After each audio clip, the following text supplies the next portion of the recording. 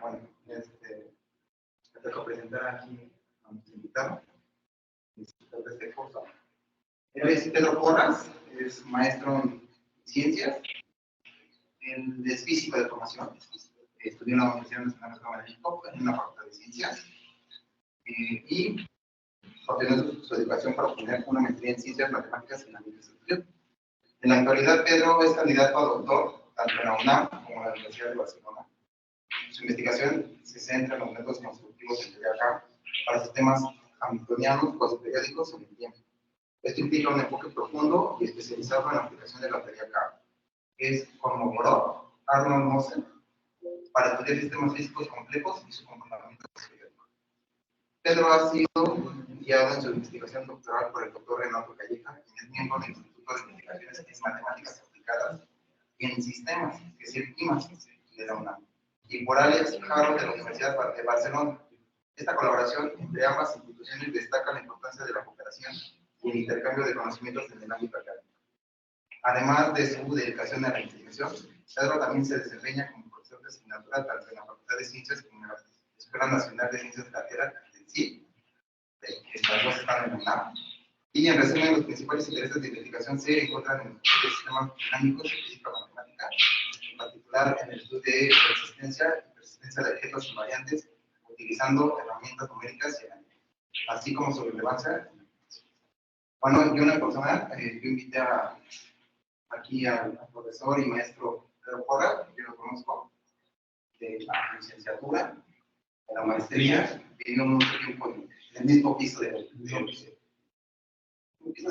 física. El departamento. Hemos trabajado juntos en varias materias, en las instituciones que se necesitan en la facultad. Por eso me tomé el atrevimiento de invitarlo, porque conozco su trabajo. Y es muy bueno, es muy bueno. Entonces, eso es Memo, es para gracias a Adrián y a los organizadores por la publicación. Bueno, para mí es súper emocionante estar aquí con ustedes. Y yo les voy a hablar del método de integración de Taylor. Es un método para poder integrar ecuaciones diferenciales o vectoriales. Y bueno, es prácticamente lo que va a tratar este mini curso. Y bueno, como me invitaron a su universidad, pues me veo una foto, bueno, conseguí una foto de las licencias en común, entonces la puedo poner aquí y no pasa algo, ¿no? Entonces, es su facultad, ya la conociendo, ¿no? Es muy bonita, por cierto, y de su universidad, pues me encontré esta bonita foto. No sé si el campus central, en la rectoría. Sí. Entonces, está bien. También tiene licencias comunes, entonces, para que al rato no me anden diciendo don Plagio, estas cosas, ¿no? Y bueno, solo denme un segundito. El curso está motivado en una serie de cursos que tomé con el doctor Luis Vélez. Él es profesor del Instituto de Ciencias Físicas en Cuernavaca y él fue una de las personas que aprender estas técnicas que se me hacen súper eficientes, súper bonitas, ¿no? Entonces, está basado en los cursos que he tomado con él y implementaciones que he hecho y trabajado, ¿no? Y de hecho, él tiene un desarrollo muy importante en Julia, que es, digamos, uno de los motivos por el cual el curso está pensado para darse en Julia, porque él tiene un desarrollo bastante poderoso. Entonces, en la realidad del curso vamos a entender el método, ¿no? Y después hacer cosas un poquito más precisas. Les puedo recomendar su trabajo. Entonces, bueno, uno de mis profesores y lo tiene escrito en Julia. Otro profesor que tiene el desarrollo en Taylor es el profesor Daniel Yorba de la Universidad de Barcelona, que tiene su desarrollo en C++. Al final les puedo practicar dónde descargarlo, pero todo esto, digamos, es open source, lo pueden descargar, lo pueden trabajar. Entonces, la idea es que ustedes puedan conocer el método de Taylor, ¿no? Y después ya lo trabajen ya. tienes algo un poquito más, o tienen flojera de poder programar un Taylor, bueno, que pasa con Taylor, pero la idea es que no sean cajas negras, ¿no? O sea, uno entienda los métodos que estamos ahí. Y este es el mini temario. La sesión de hoy tengo la intención de hablarles un poquito de Julian, el lenguaje de programación. Me gustaría que trabajáramos. Vamos a hablar acerca de la diferenciación automática, que es una técnica muy precisa para poder calcular derivadas de manera no numérica, pero evaluando funciones de polinomios, uno puede, digamos, conseguir buenas derivadas. Vamos a ver la serie de Taylor, que la serie de Taylor es una explicación de la definición automática, y la última parte del método de Taylor, ¿no? Es el método para poder resolver ecuaciones diferenciales. Y por la motivación de esto, bueno, mi motivación por la cual aprendí estos métodos es porque a mí me gusta mucho la mecánica celeste, ¿no? En particular el tema de los semicuerpos, ¿no? Entonces, pues uno si quiere describir el comportamiento de n cuerpos en el espacio, entonces resuelve unas ecuaciones de este estilo, ¿no? Es un sistema de n ecuaciones diferenciales, ¿no? Y bueno, DRI corresponde al vector posición de la y es una partícula, MI es su correspondiente masa, y entonces lo que tengo que calcular es la segunda derivada de la posición con respecto al tiempo de todas las partículas que están afectando esta partícula. Es un problema clásico, un problema de mecánica clásica que hay que resolver. Entonces, analíticamente resolver esto es bastante complicado. De hecho, no se puede. De hecho, el único caso que se puede resolver es el caso de dos partículas, el problema de Kepler. Si uno intenta resolver el de tres partículas, se puede bajo ciertas condiciones, ¿no? Masas iguales, las partículas estén en un triángulo equilátero, en un sistema colorante. Entonces, es muy complicado poder resolver estas ecuaciones, ¿no? En el caso de tres cuerpos, con muchas restricciones. Por ejemplo, en el caso de un sistema de tres cuerpos que le puede interesar a la gente, que es Tierra, Luna y un satélite, esto es un poco más complicado, ¿no? Porque todos tienen masa, todos siguen una dinámica, y el remedio que tenemos es integrarlo de manera numérica, ¿no? Porque no podemos encontrar una función analítica que describe el comportamiento para todo tiempo de estas partículas. Y entonces, en el camino hay muchos métodos numéricos, el de Euler, el de Kuta, ¿no? Pero tienen un detallito. Y es el problema que uno comete no es un problema, ¿cómo decirlo? Cuando uno empieza a hacer cosas numéricas, uno tiene que hacer un pacto. Se llama aritmética de puntos flotantes, ¿no? Entonces, ustedes quieren describir un sistema que es continuo, ¿no? Que está en los reales, que son continuos, y uno lo que hace es hacer un pacto y empezar a describir el sistema con una aritmética finita y discreta. Entonces, eso tiene muchos errores de redondeo, de incremento, ¿no? Es casi seguro que el real que ustedes quieren representar no lo van a encontrar en su aritmética de la computadora.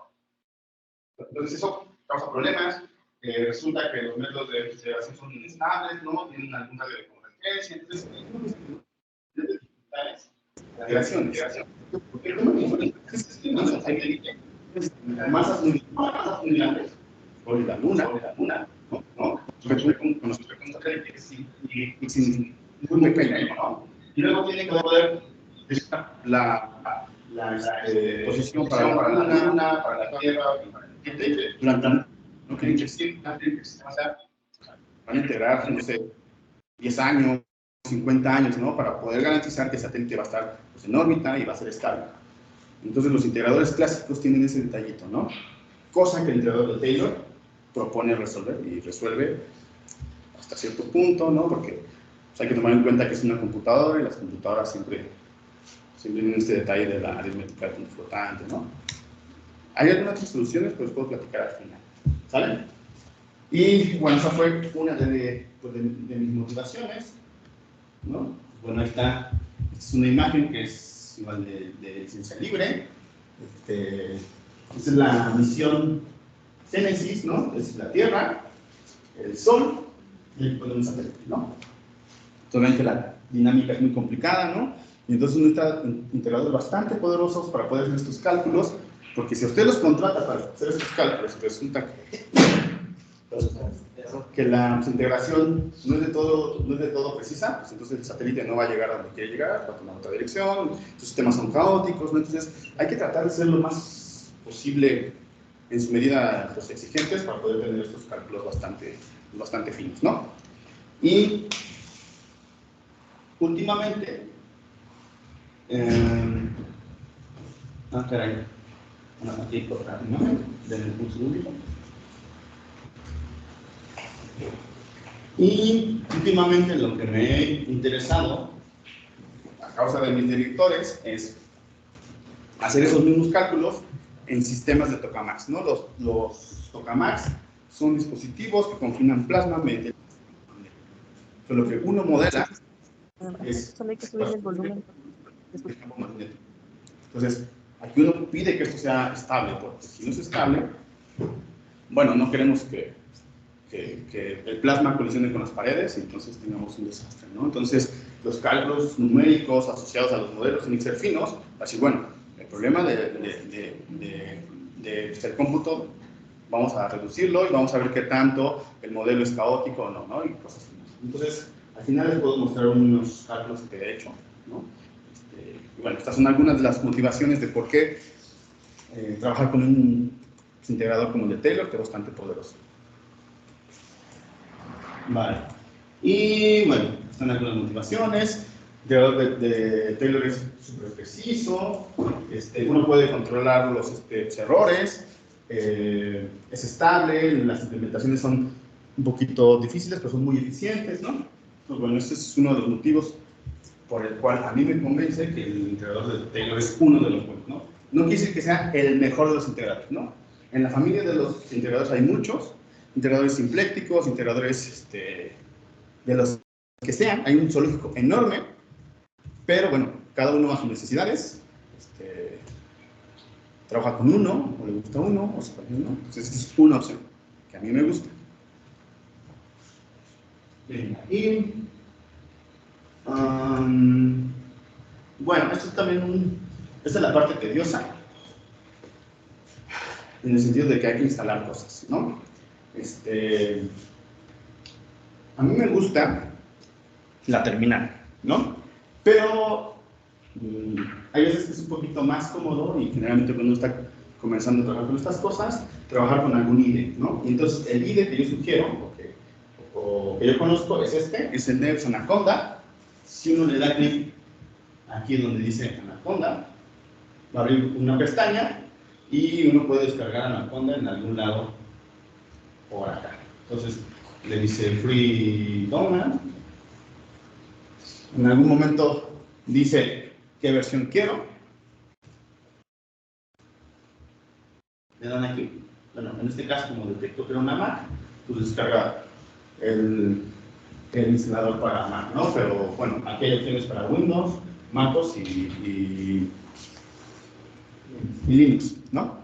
¿Todo el mundo tiene Anaconda en sus computadores? ¿Sí? Ok, entonces uno descarga eso y la ventaja de eso es que tiene un instalador. Entonces, como buen instalador, uno normalmente tiene que dar next, next, next, next y se acabó, ¿no? Que eso es bastante aburrido. O lo otro es, como la gente decente, uno se va al repositorio, lo trae, lo descarga, lo compila, entonces para que uno empiece a hacer las cosas. Pero bueno, si uno lo quiere hacer rápido, puede hacer eso. Y una vez que ya tienen Anaconda en sus máquinas, bueno, aquí hay un videito de mi exdirector y una de las personas con las que aprendí estas cosas, el doctor Ricardo Méndez Fragoso. Entonces, ahí les aparece un video de YouTube donde explica así cómo instalar. Bueno, eso no es un comercial. Eso es un comercial y no quiero que nos regañen nada. ¿No? Entonces, pueden ver ese videito y explica cómo descargar Anaconda, Julia y las instalaciones, ¿no? Pero como todo el mundo ya tiene Julia, creo que puedo continuar, ¿verdad? ¿Sí? Si alguien quiere, podemos asesorarlo con la instalación. Pues las compus de aquí ya vienen instaladas. Con las compus de aquí ya tienen Julia, digo Anaconda. Sí, las Pero aquí tienen se todas. tienen Anaconda y se probó el Julia con Jupiter. Con Jupiter. Ah, perfecto, ¿no? Entonces, gracias. Y no sé si quienes estaban ahí. ¿Me quieren ayudar? No. ¿No? Ok. Bueno, entonces voy a parar esto. Y creo que esta es la parte más dura. Bueno, y para descargar Julia, pues no hay otra más que el sitio oficial de Julia. Pues vean, uno le puede dar clic aquí.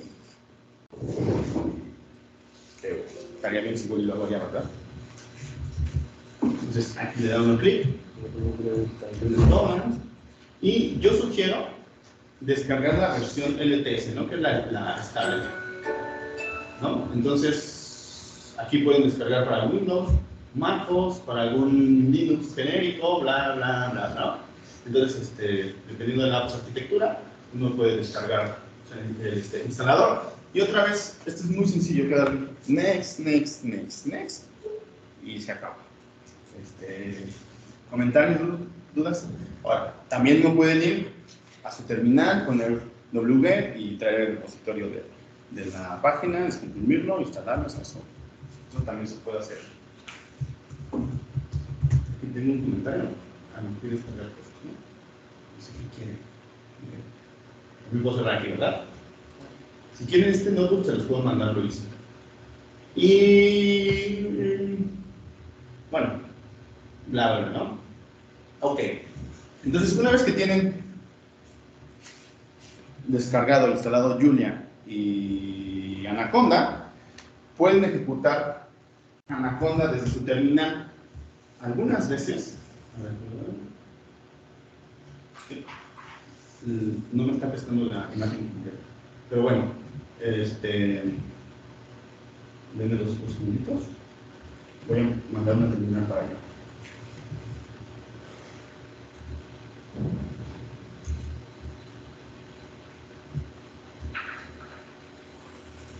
Ok, aquí aparece una terminal, ¿verdad? Sí.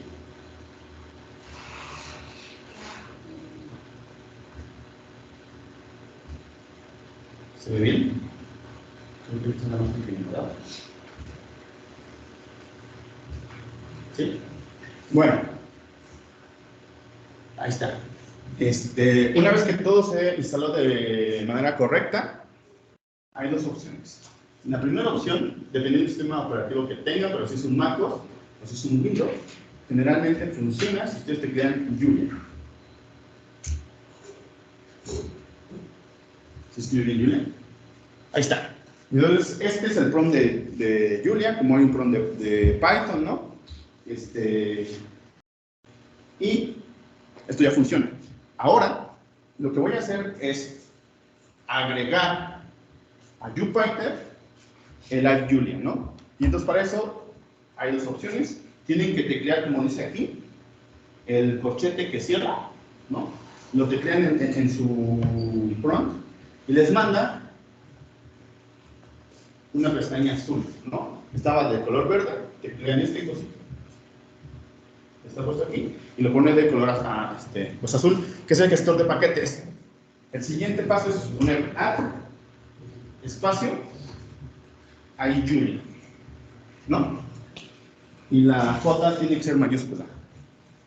Entonces, no alcanzo a ver.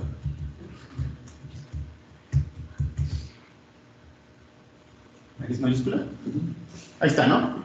Le dan Enter y va a empezar a descargar cosas, bla, bla, bla. No le voy a dar Enter porque yo ya lo tengo, entonces me va a hacer un encima de ambos. Eso tarda unos cuantos minutos. Ahora, ¿cómo me puedo salir del prompt? Pues hay que poner exit y uno ya se sale del prompt de exit y abro un paréntesis y ya termino. Es lo que hay que hacer. Pues una vez que descargaron todo, ya todo está funcionando. Ahora, el siguiente paso es levantar Jupyter, ¿no? ¿Cómo arrancamos Jupyter? hay dos opciones. La primera opción es que se vayan a su navegador, a su botón de pues inicio, a su Finder si es MacOS, o a inicio si es Windows, o a su gestor de paquetes si es Linux, y aparece un icono que dice Anaconda. Esa es una opción, ¿no? Entonces le dan clic y le dan clic donde dice Jupyter. O la otra es la siguiente, desde la terminal.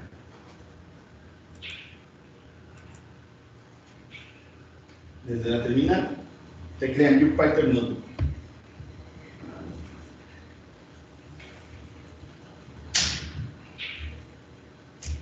Ahí está. Y entonces me va a abrir un notebook, que es el mismo notebook que tengo acá atrás. Entonces, bueno, va a empezar a cargar cosas. Ya me lo está abriendo, ¿no? Y lo que van a ver es una plantilla como esta, ¿no? Van a ocupar el navegador de su computadora, pero no necesitan red para poder trabajar. Esto solamente ocupa el navegador. Y si ustedes quieren crear algún archivo para trabajar, pues no sé, aquí está el documento, le doy New, y estos son los núcleos que yo tengo instalados en mi computadora.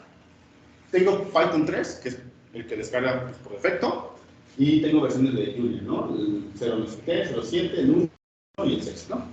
Entonces, pueden elegir cualquiera de los núcleos.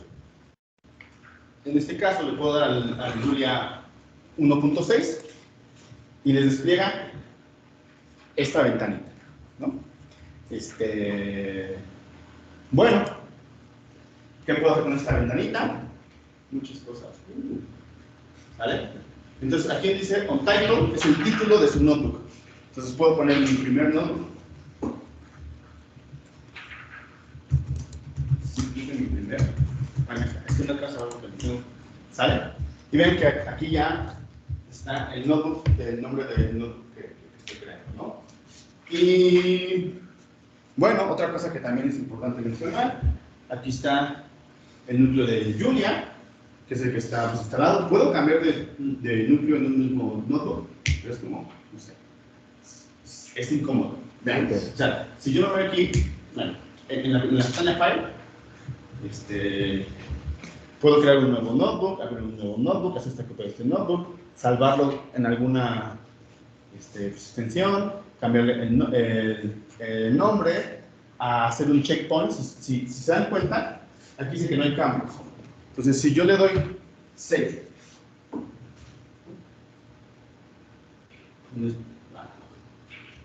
digo, lo pueden hacer con el esqueleto. Y entonces dice, el último checkpoint fue hace unos segundos, ¿no? Pero si yo quiero regresar al último, o sea, al último antes de hacer este cambio, pues van a File y dice Revert Checkpoint y dice la fecha del último checkpoint, ¿no? ¿Vale? Pueden imprimir, descargar. Esta versión está bonita, ¿no? Pueden descargar ya sea en código ASCII, HTML, LaTeX. Para eso tienen que tener instalado LaTeX y algún gestor como, no sé,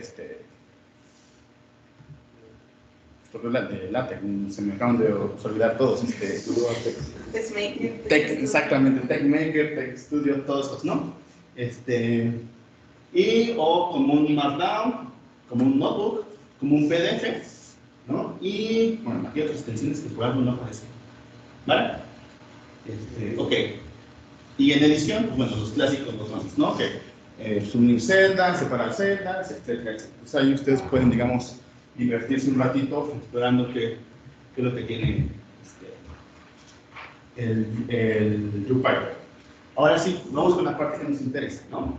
Esto que está aquí es nuestra celda de entrada. Y esta celda tiene 4 formatos.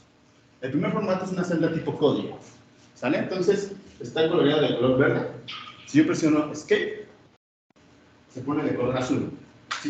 ¿Sí lo ven? Ok, entonces aquí ya puedo ocupar todos los shortcuts, los atajos. Por ejemplo, si presiono B, me inserta una celda abajo. Si presiono A, me inserta una celda arriba. Digo, eso lo pueden hacer con los botoncitos estos, pero como yo estoy flojo, a veces por los shortcuts, ¿no?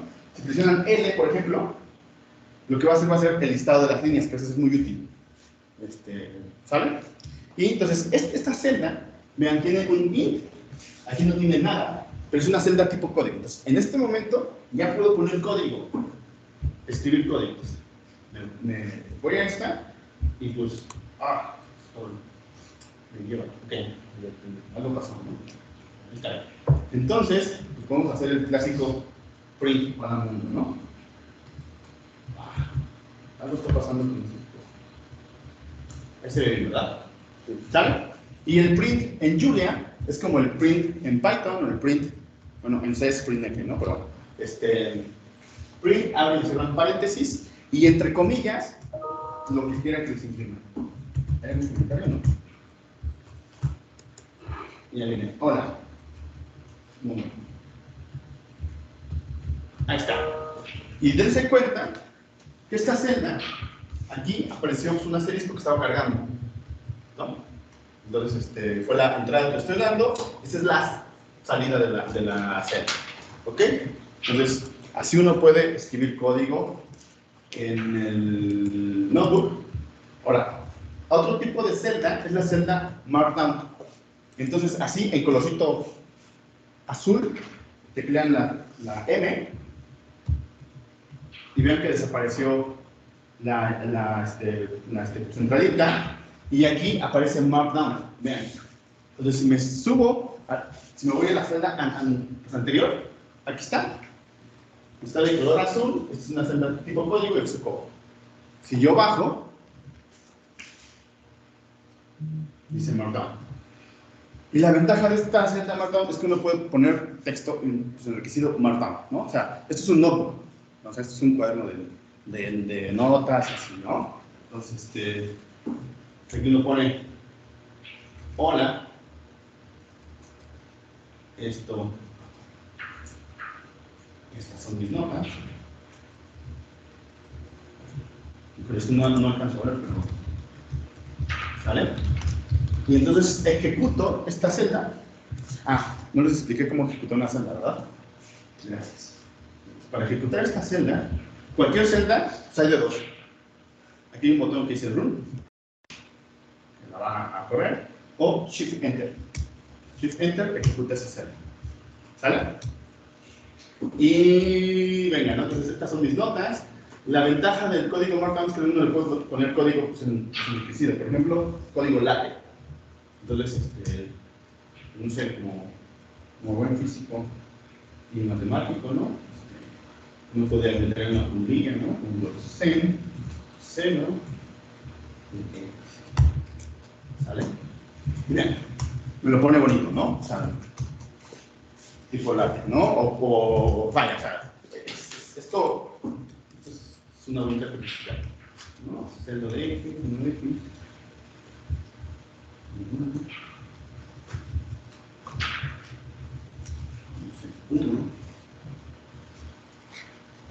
Seguramente lo puse, ¿no? Lo puse fuera de la frente.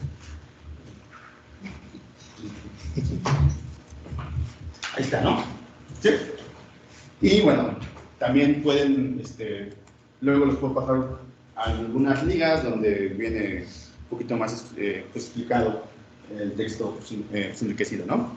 Pero bueno, la idea es que vean que esto es un notebook, que uno puede poner código, comentarios, entonces el trabajo se vuelve un poquito más, no quiero decir más aburrido, pero más llamativo, ¿no? Que cuando uno hace programas un poquito ya más en serio, se olvida uno de estos, escribe un script y que la computadora trabaje, ¿no? Pero esto es un poquito más interactivo. Y hay otro tipo de celda, que son las celdas de encabezado, pues otra vez en color azul. Si presionan 1, les va a poner un gatito y al final del gatito pueden poner un título, un encabezado, ¿sale? Entonces eso sirve para poner encabezados. Si ponen un 2 va a poner 2 gatitos y es otro encabezado. Si ponen un 3 va a poner 3 gatitos,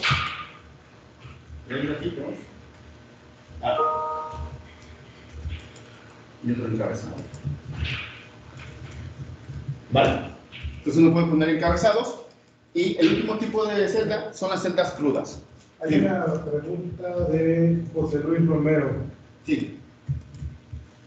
A ver, José Luis Romero, te escuchamos. Sí, buenas tardes. Disculpe, aquí en línea no se alcanza a ver lo que está diciendo. No sé si lo puedo compartir también o realmente no estoy compartiendo nada. Cierto. En el team se ve la instalación. Se ve lo que tienes Ok. Bueno, ahora no sé qué hacer. Sí, Es como compartir esta esta pestaña, pestaña. ¿no? Allá arriba dice compartir esta pestaña. Ah, es que estás compartiendo La anterior, ¿verdad? Sí, sí, sí. A ver, ahora estoy dejando de compartir. Arriba, fíjate. Había la opción. Bueno, es que creo que estoy sin desastre, ¿por qué? 2 segunditos, ¿eh? Compartir. ¿Dónde dice esta ventana? ¿O Sí, ventana? esta ventana arriba. Ahora sí se ve.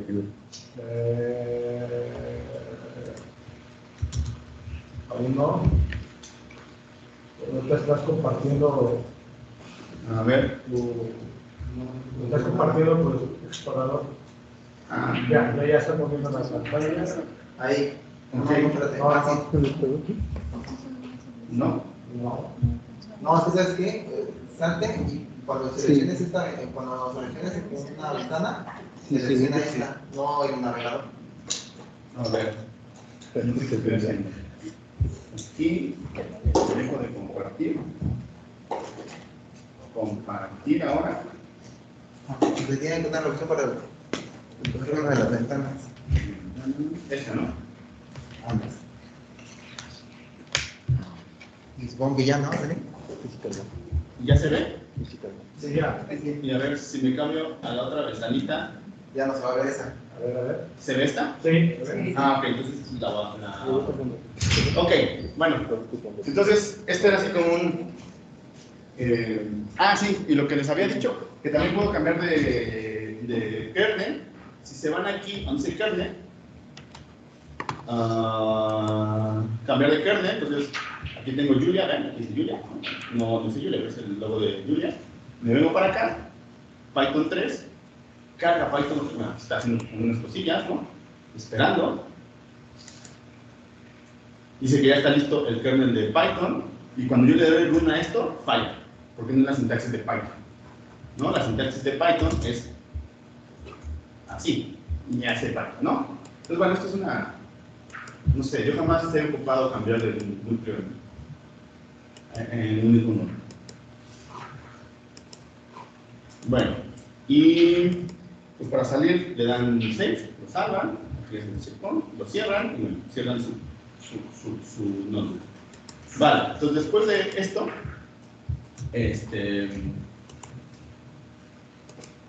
esto que está aquí es un notebook, ¿no? O sea, es lo mismo que yo les mostré hace 2 segundos, solo que aquí puedes escribirle cosas, entonces y en el camino van a empezar a salir más cositas. Ok, esto ahorita lo podemos hablar. Y ahora sí vamos con la parte de Julia para que no se nos aburran. Julia, les voy a contar una historia de Julia. Bueno, Julia se desarrolló en el 2009 en el MIT. Entonces, en un inicio, Julia era un lenguaje de científicos para científicos, ¿no? Entonces tiene muchas de estas cosas bonitas que uno ocupa cuando hace uno física, mate, química, etcétera. Entonces tiene como esos detallitos bonitos que quizá Python no tiene. Bueno, C es poderoso, pero también pues viejito. Pero bueno, digamos, es un lenguaje de programación. Primero, es multiparadigma, entonces pueden programar funcional, imperativo, objetos. De hecho, pueden hacer metaprogramming, que el metaprogramming es código que ejecuta código y genera código, ¿no? Tiene una versión para paralelizar, que la verdad yo desconozco mucho de ello.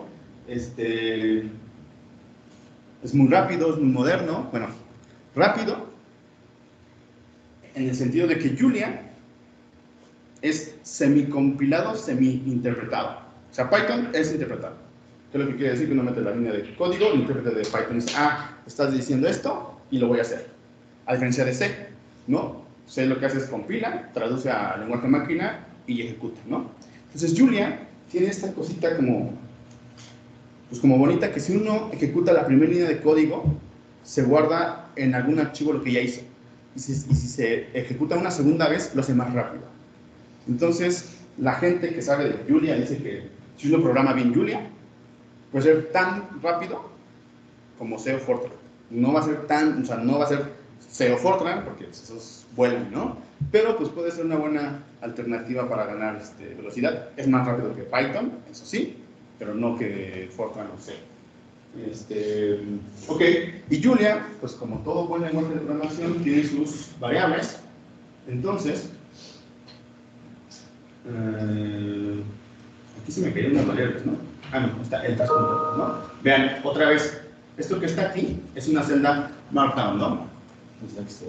Markdown, uno puede poner el código, cómo declarar tus variables en Julia, y vean, esta sintaxis está bonita, porque uno pone la comilla, el acento grave, y entre los acentos graves pone código y lo va a resaltar como si fuera código. Vean, o sea, si yo le pongo ahí, ¿no? Entonces, las variables en Julia se definen así: el valor y el nombre, ¿no? Con el operador de asignación. Pero lo bonito del Markdown es que como que lo remarca, ¿no? O sea, le pone una sintaxis pues diferente. ¿Hay una? Algo así, ¿no? ¿Verdad? No. Ok. Y bueno, las variables en Julia se asignan como en Python, o como en C, o como en Fortran, ¿no? El valor y la variable. El valor y la variable, ¿no? Por ejemplo, este es un número entero, lo estoy asignando a la variable X, un flotante a la variable Y, y es una cadena que va entre comillas a la variable número, ¿no? Si ejecutan este notebook, esta celda, ahí está, ¿no? Se notará un poquito, porque el computador digita y es pues, ¿no? ¿Sí? Y vean, esta es la entrada de la celda y la salida. ¿Ok? Ok. Entonces, Una pregunta. Dime. Ahí, por ejemplo, cuando tú declaras las variables, o sea, sí se puede tomarte la restricción porque en todo lo demás de programación siempre es punto y coma. ¿Otra vez? Cuando tú declaras, bueno, en general en casi todos los lenguajes de programación tú pones punto y coma, ¿no? Ahí no afecta. Ah, no. Es como Python, o sea. Sí. Es que ustedes son decentes y programan en C, ¿verdad? Lo hubiera preparado en C. Sí, no es necesario el punto y coma, y además uno puede reasignar la misma variable. Esto lo veo un poco más abajo, pero puedo pues, aprovechar, ¿no? Yo puse que X, aquí ¿quién era? Es un entero, ¿no? Y ahora puedo reasignar el X como una cadena, y le va a gustar. Bueno, no se va a quejar como C, ¿no? Digo, no lo está regresando porque no estoy teniendo la disciplina, pero no hay ningún problema, ¿no? Entonces, sí es muy flexible en ese sentido. Por ahí alguien decía que, mejor olvido, ¿ok? Y desde mi punto de vista, estas son las dos funciones más importantes en toda la programación de la historia, o sea, en toda la programación. El print y el type, ¿no? Creo que estoy seguro que eso es lo que uno tiene que saber siempre, porque cuando uno está programando, tiene que saber que efectivamente el loop esté pasando, ¿no? O la función se esté pues, declarando, o el condicional esté pues, funcionando. Entonces, primero hay que ver qué pasa, que es un print, y lo segundo, el tipo de variable. Entonces, citando al buen Luis Bennett, él decía que programar era hacer biología. Y yo digo, ¿por qué? Pues es que tienes que encontrar el bicho, ¿no? El bug. Entonces, ¿cómo vas a encontrar un bug? Pues imprimiendo. A ver, ¿dónde están? Entonces, esas son las dos funciones más importantes de todos los lenguajes de programación que yo creo, ¿no? Entonces, el print y el type of. Vale. Y la sintaxis del print es print, abren, cerrando paréntesis y las variables que quieran pues imprimir, ¿no? A la diferencia de C o Fortran, pues uno puede imprimir una cadena, un entero, un flotante, bla, bla, ¿no? ¿Sale? Entonces, bueno, esta es otra cosa bonita que me gusta de esto, ¿no? Esta es una celda Markdown otra vez. Entonces, yo puedo decir que la celda Markdown tenga el texto enriquecido del lenguaje que yo quiero exhibir. Entonces, por ejemplo, pongo comilla, comilla, Julia, luego la función print, bla, bla, bla, y comilla, pues, comilla, ¿no? Lo mismo para el type of. Si le doy run, se ve bonito como yo, pero eso es solamente una curiosidad, ¿no? O sea, bueno, se ve bonito. Pregunta, Dime. me acuerdo que en Python tú podías escribir el código de cómo se ve en C, cómo se ve en Fortran. Es lo mismo. ¿Puedes hacer lo mismo? Sí, o sea, porque justo esto no es de Julia, es del UPython, ¿no? Entonces, si yo cambio este Julia por un Python, aquí, Así es más Python. y entonces creo que en Python es type. Así que incluyes Es que lo escribí mal, ¿verdad? Ahí está, ¿no? Entonces, así es como uno en Python le pregunta a usted, ¿no? Entonces, no es una curiosidad ahí más o menos bonita, ¿no? Vean, aquí este es un ejemplo. X estaba definida allá arriba, no sé cuánto valía, 10, una cosa así. Entonces, No, le cambiaste, cuando pusiste cadena de caracteres. no, era 10, ¿no? Se quedó en una cadena de 10. Ajá, se quedó en una cadena. Ah, ya. Bueno, no importa. No puedo cargar esto.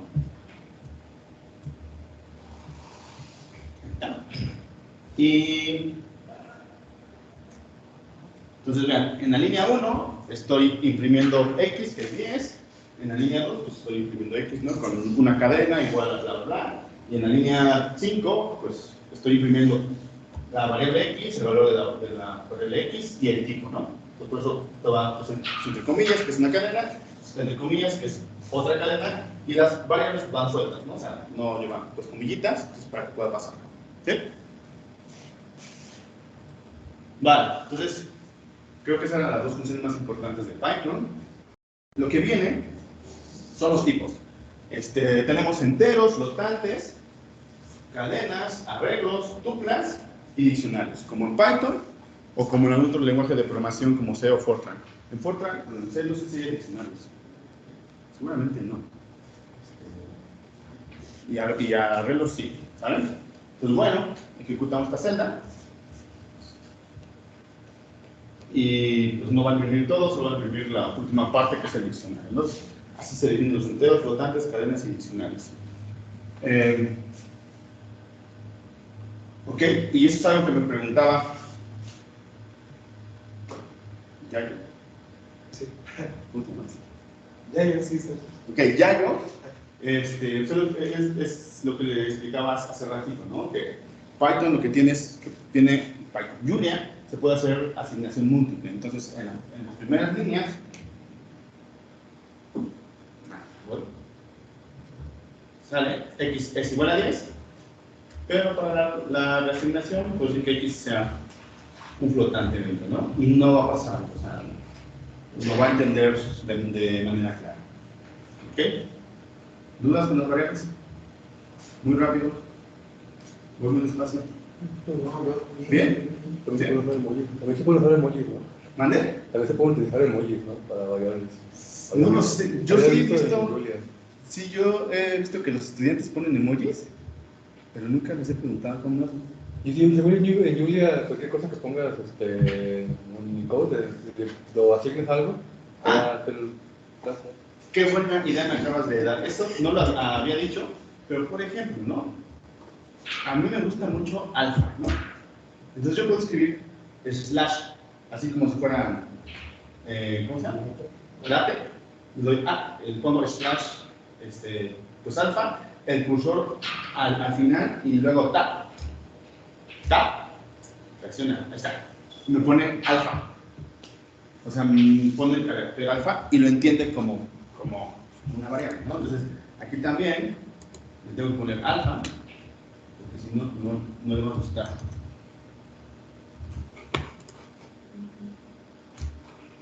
Ahí está, ¿no? Entonces, son esas cosas como fancies que tiene Julia. O sea, esto sí es propio de Julia, no del UPython. Entonces, si ustedes desde el prompt le ponen /epsilon, les va a poner un epsilon. Ah, otra cosa bonita que viene un poquito más abajo, pero de una vez. Si uno escribe /pi tap, pone pi, le da uno enter y aparece una aproximación de pi. ¿No? Entonces, estas son de las cositas fancies que les contaba al inicio, que la gente que lo desarrolló, pues lo desarrolló pensando en que ñoños, bueno, gente como nosotros iba a trabajar, ¿no? ¿Sí? Ok. ¿Ahí le puedes definir el número de caracteres, el número de valores de pi, o eso es que lo ve de manera determinada? Ok. ¿Te respondo mismo? Sí, te voy a responder. Ya pensando que somos geek. A ver. Julia tiene un tipo especial de datos. O sea, Julia trabaja con doble precisión. Estos son floats. Floats de 64 bits. Doble precisión, ¿no? ¿Sí? Ok. Pues, sí, es doble. Julia tiene una cosa que se llaman bit floats. Entonces, los bit floats son números de precisión extendida. Entonces, uno, en lugar de trabajar con floats de 64 bits, puede trabajar con la precisión extendida que uno quiera. A priori, la función que hace eso se llama big. Entonces, si uno pone, a ver, si yo pongo 1, ahí está el 1, pues bonito, ¿no? Pero pues el 1 es, el 1 está bien, ¿no? Pero si le pongo big 1, no, es que el 1 sí se comporta bien en la aritmética de tiempo total. Este es el que se comporta. Este es un punto, ¿verdad? Es un punto, sí. Entonces, el 1, si lo tomo en precisión extendida,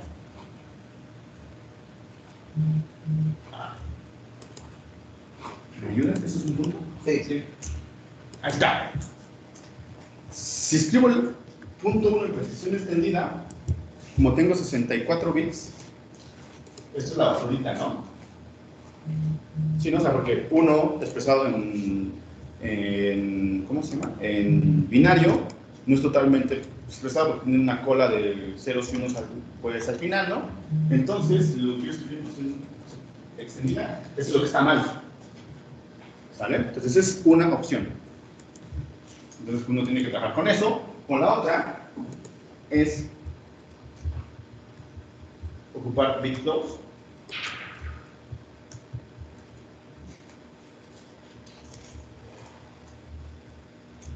¿Ok? Que lo hace un poquito mejor. O el último de los casos es pasárselo como si fuera una cadena. Vean qué bonito. ¿Sale? La presión mejoró muchísimo. Sí, recuerdan que cuando escribía el punto 1, la cola de ceros terminaba aquí.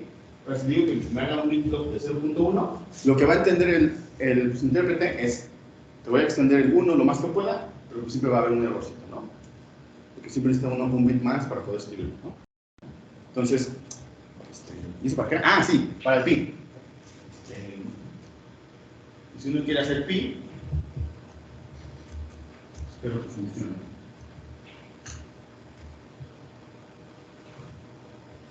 Bueno, seguramente hay que tomar pi, extenderlo en la posición que uno quiere, metérselo y trabajar. ¿Vale? Bueno, en Julia hay variables mutables y variables inmutables. ¿Sale? Entonces, en la primera línea estoy definiendo a x igual a 10, que es un entero, y el entero es mutable. Es decir, puedo asignar el valor de x por x más 1, ¿no? Entonces, en este caso va a poder funcionar bien. Las cadenas son inmutables. ¿Ok? Entonces, aquí tengo la cadena hola, ¿no? Y entonces, las cadenas tienen asignados índices a sus posiciones. Entonces, en Julia, la H mayúscula tiene la posición 1, el índice 1. La O en la posición 2, el índice 2. L en la posición 3, el índice 3. Y A en la posición 4, el índice 4. ¿Por qué se los digo? Porque Python comienza con 0. O sea, Python, la posición 1 es el índice 0. La posición 2, índice 1. Bla, bla, bla, ¿no? Entonces, si quieren, puedo hacer un ejemplito de lo que estoy contando. Por ejemplo, si yo pongo print de cadena, ¿ahí dice cadena? Sí, ¿verdad? Sí. Sí. Abro y cierro paréntesis y le pongo 1, me está mandando la H. ¿Qué? Bueno, es que lo va a entender porque ya lo había corrido, ¿no? Pero este es el detalle, ¿no? Ahí lo tienen que hacer bien. ¿Sí?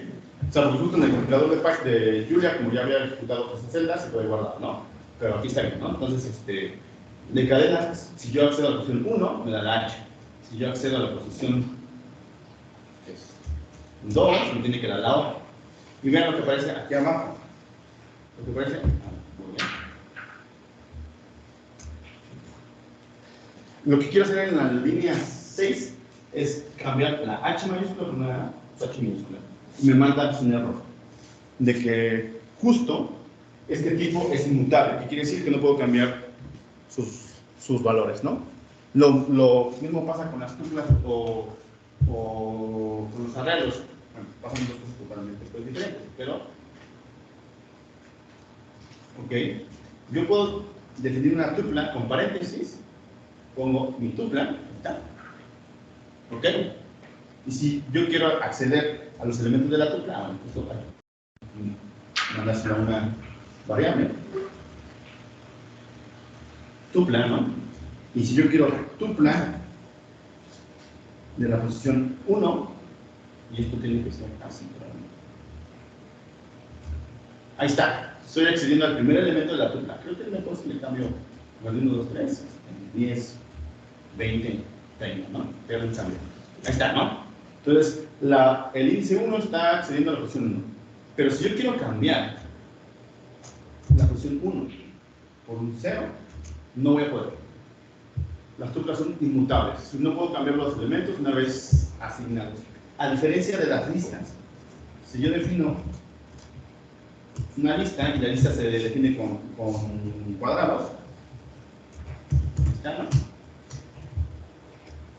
No sé qué dice, ¿verdad? Como que borrarlo de aquí abajo, ¿no? No. Ok, entonces digo, n de 1 me da el 10. Si yo lo quiero reasignar por un 3, voy a imprimir n, si lo cambio.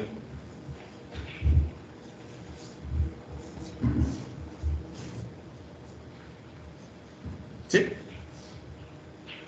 La única diferencia es que las tuplas se pueden modificar y el lector no. Ajá, justo. Las tuplas se pueden modificar y los arreglos no. Bueno, récord. Sí. Ahora, esto tiene un por... Bueno, la gente con la que platica dice, oye, pero ¿por qué quiero tuplas y por qué quiero listas? ¿No? O pues, arreglos, perdón. Las tuplas son objetos que tienen menos atributos, en particular el de ser mutable. Entonces, eso hace que sea más rápido el cálculo. A diferencia de las listas, digo, de los arreglos, porque tienen más métodos, entonces eso lo hace un poquito más lento, ¿no? Entonces, siempre que pueden, si pueden programar algo con tuplas y con listas, ocupen las tuplas, al menos que las listas sean necesarias. Entonces eso va a hacer que el cálculo sea un poquito más eficiente. ¿Sí? Ok, esto que está aquí creo que es más o menos conocido para todo el mundo. El ámbito de las variables, aquí estoy definiendo, olviden un poquito esto de la función, pero es una función y estoy definiendo a la variable s dentro de la función. Entonces, las variables dentro de la función son variables locales. Entonces aquí s es una variable local. Si yo la quiero invocar fuera de la función, porque me manda un error, porque esta cosa no está definida ahí. ¿Vean? Sí imprimió el 10 de la función, pero cuando la quiero imprimir acá afuera, me dice que no puede, pues no es una variable global. Y no se puede aplicar. ¿Sale? Y algunas variables especiales, ya se lo he contado. Ahí está pin. No, eso es cosa de pin. Y los números de presión extendida, ¿no? Que hace ratito con la pregunta de Memo, ya me había metido un poquito. ¿Cómo genera un número de presión extendida? Con el método PIC. Uno pone PIC, el valor, y su asignación a la correspondiente variable. Entonces, aquí hay un ejemplito que ya les había mostrado, ¿no? Aquí hago big de punto 1, me genera este número, big float de punto 01, y si lo quiero hacer ya con todo lo que da mi máquina, lo pongo entre comillas y le pondría este flotante. Entonces vayas. Y esto en Julia es relativamente fácil, ¿no? Algunos de ustedes han intentado vectorizar en C, o sea, ocupar el multiprecision. Es muy difícil. O sea, no quise que se entienda, solo que es muy difícil, ¿no? Bueno, en Julia es relativamente sencillo. Y uno puede sumar estos cosas, vean. Aquí abajito estoy definiendo a X como mi big de pi, ¿no? Y lo que voy a hacer es calcularle la raíz cuadrada y la función exponencial. ¿Vale? Y pues lo voy a hacer. Y aquí les acabo de meter un golazo, ¿no? Porque no les he hablado de funciones, pero bueno. ¿Ok? Entonces defino big como esta función, digo como este número, le puedo calcular la raíz cuadrada y la función exponencial. Y vean que estoy calculando esas funciones y no tuve necesidad de importar nada, ¿no? En Python necesitan importar math o necesitan importar numpy, ¿no? En C, math, creo que también se llama, ¿no? Y en Fortran seguramente se llama math, ¿no? Y aquí no, o sea, aquí esto ya está hecho. O sea, no estoy tratando de venderles nada, pero es un poquito más cómodo. O se mal acostumbran, digo, pues esas dos partes, ¿no? Y, bueno, así genera uno un número de función extendida. Y los resultados son estos, ¿no? También son números de función extendida. ¿Que cometen errores de redondeo o truncamiento? Sí. ¿Cuánto? Pues como tengo más bits, pues el error va a ser menor, ¿no? ¿Sí? En principio eso se puede hacer con C o Fortran o Python, ¿no? Un poco más complicado. Pero... También hay funciones elementales en Julia, como la suma, resta, multiplicación y división. Entonces aquí viene un ejemplito de las operaciones básicas en Julia. A es igual a 10, B es igual a 3, la suma, la resta, la multiplicación, la división y la potencia, ¿no? Son cosillas que a lo mejor se les un poco aburrida, pero bueno, ahí está, ¿no? Y vean, Julia tiene una cosita bonita. Voy a definir A igual. Si yo pongo 1//2, están los segundos, y les mando esto. Entonces resulta que Julia va a considerar este como un medio, como un tipo racional. Vean, si yo le pregunto el tipo de A,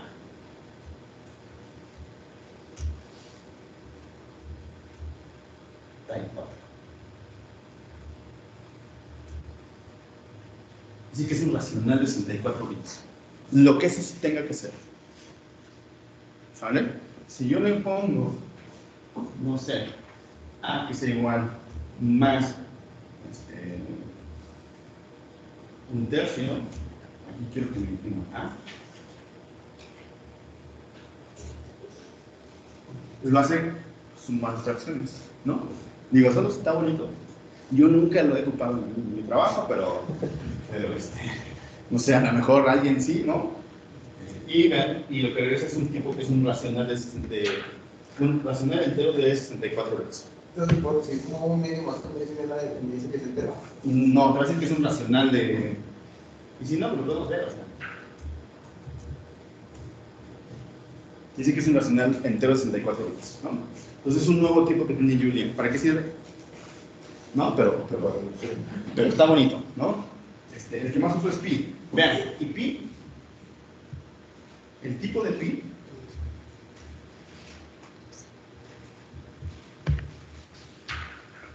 dice que es un irracional, ¿no? Entonces, vean que justo lo que decía, pues, ¿no? Julia está pensado para que nos dedicamos a esto, ¿no? ¿Es lento? Sí. Bueno, nos puede tener todo en la vida, ¿no?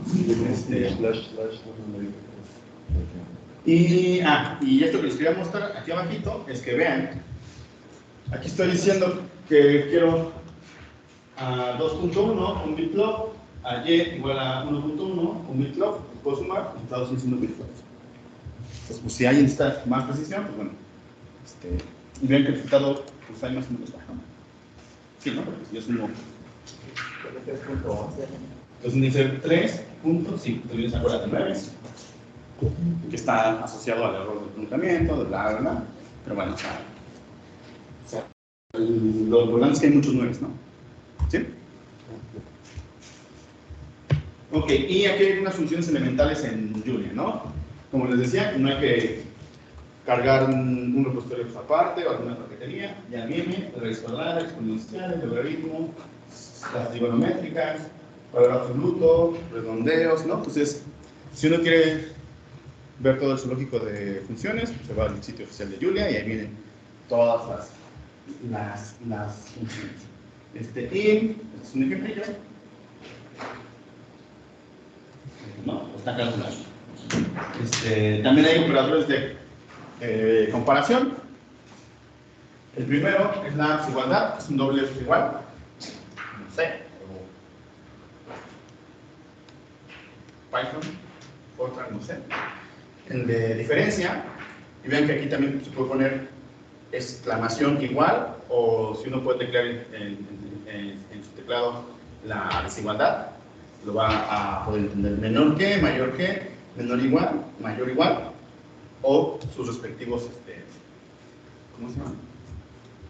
Textos enriquecidos, ¿no? Entonces, esto es muy parecido a los lenguajes de programación que uno ya conoce, salvo las sutilezas fancies, ¿no? Pues vean, hacen las comparaciones y también hay operadores lógicos. El AND es un doble ampersand, el O son dos barras verticales y la negación es un signo de exclamación que cierra. Ya está, ¿no? Tengo A igualito al booleano true, a diferencia de Python o de C, aquí true es con minúscula, y false con minúscula, en Python como primeras son mayúsculas. En C no recuerdo, ¿no? Pero bueno, ahí está. Entonces, y una cosa también bonita que tiene Julia es el operador punto, que es un operador de vectorización. ¿En qué consiste? A ver, creo que con un ejemplo queda un poquito más claro. Aquí tengo este arreglo, que es x igual a este arreglo que está puesto, ¿no? Lo puedo suprimir y me va a dar lo que me dé. Pero si yo pongo x punto y la operación que yo quiero, lo que hace es que le va a aplicar en este caso, el cuadrado a cada uno de los elementos que conforman esa lista. Vean.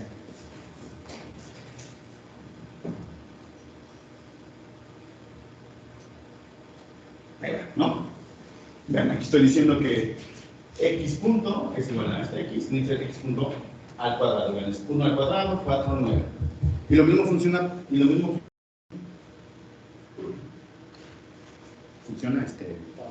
lo mismo pasa para las funciones, ¿no? Entonces yo pongo seno punto a, en este caso a es esta matricita, pues lo que va a hacer es calcularle el seno a cada uno de esos elementos. Entonces el punto lo hace punto a punto, ¿no? O sea, punto a punto en el arreglo o la matriz o lo que yo tenga, ¿no? Esta cosa. ¿Sí? O incluso sumas, ¿no? Si yo hago a más punto b, lo que va a hacer va a sumar a y b punto a punto, ¿no? Y esto es, digamos, una cosita. ¿Sí? ¿El ejemplo de matrices es nada más los elementos, punto y coma, el siguiente reloj? Ah, sí, no he ido para allá, pero sí. Las matrices se definen, es valor, espacio, valor, punto y coma, valor, espacio, valor, punto y coma, ¿no? Entonces, en este caso, A es una matriz, si quieres la puedo imprimir. Bueno, estamos en este, ¿no? Sí. Pues esta matriz, ¿no? Lo que está haciendo le está aplicando el signo a cada uno de los elementos. Salud. ¿Sí? Ya casi acabo. ¿Cómo voy de tiempo? Pues, bien, 4:22. 4:22. ¿Voy muy rápido? ¿Se entiende? ¿Sí? Ok, y bueno, también trigonométricas, ¿no? Seno, coseno, tangente, los arcos, arcoseno, arcotangente.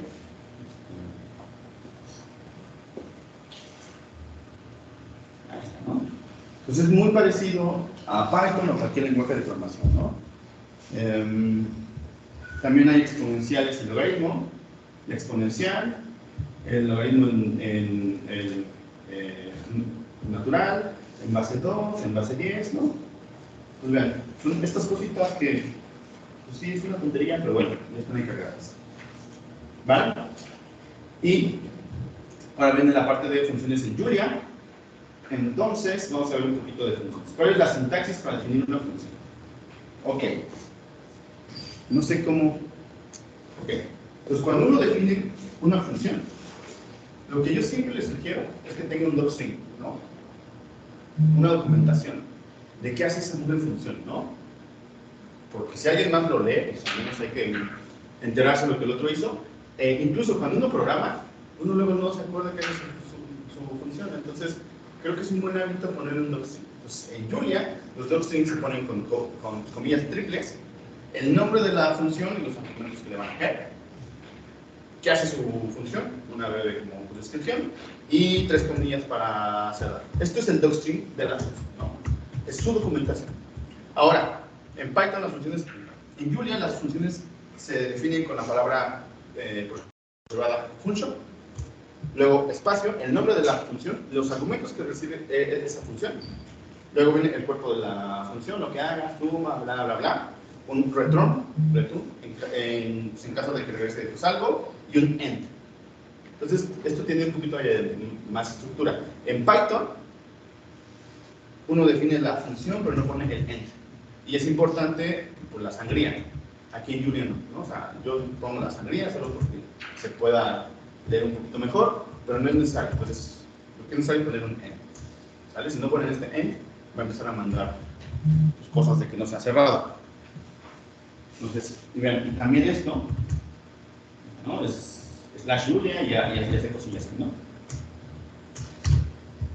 Vale. Entonces, este es un ejemplo de una función. Aquí está el docstring.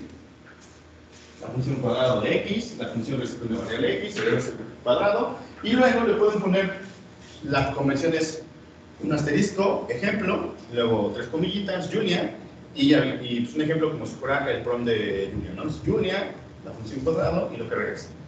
Entonces, más o menos típico de cómo se hacen los docstrings en Julia o en algunos otros lenguajes como Python. Y bueno, la función lo que hace es, pues, una función. Yo sé que esto es medio tonto, medio sencillo, pero bueno, es no. Y ya. Y aquí vienen cosas interesantes. Vean. Aquí me dice que la salida es cuadrado. Es una función genérica con un solo método. Eso quiere decir que solo hay una función y tiene un solo método. ¿Cuál? No lo sé. Bueno, si lo sé. Elevada puede ser al cuadrado. ¿Ok? Esto va a ser un poquito más importante en unas 3 slides, ¿no? 3 celdas más. Ahora, este es el tercer. Esto no es una función, esto es un macro, ¿no? Este es el tercer macro más importante de Julia o de cualquier otro lenguaje de programación, que es la documentación de las funciones. Entonces, si uno le da un aquí, dice que buscó la función cuadrada. No encontró documentación porque mi UPython es viejito. Entonces, en una versión más actualizada lo tiene que tener o en un script, ¿no?